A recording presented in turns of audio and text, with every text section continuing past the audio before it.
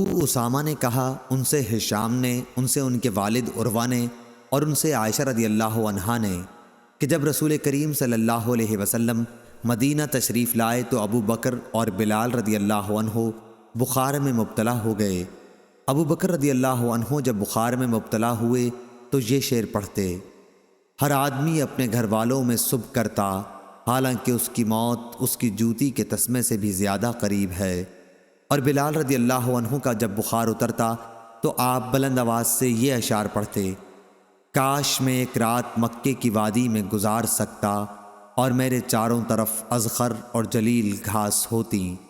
کاش ایک دن میں مہنا کے پانی پر پہنچتا، اور کاش میں شامہ اور طفیل پہاڑوں کو دیکھ سکتا۔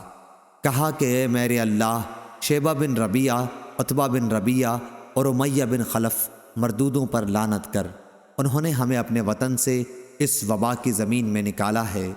رسول اللہ صلی اللہ علیہ وسلم نے یہ سن کر فرمایا: اے اللہ، ہمارے دلوں میں مدینہ کی محبت اسی طرح پیدا کر دے جس طرح مکہ کی محبت ہے، بلکہ اس سے بھی زیادہ۔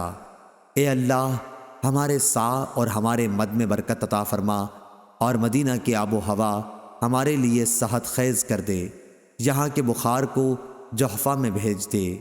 عائشہ رضی اللہ عنہا نے بیان کیا کہ جب ہم مدینہ آ گئے تو یہ خدا کی سب سے زیادہ وبا والی سرزمین تھی۔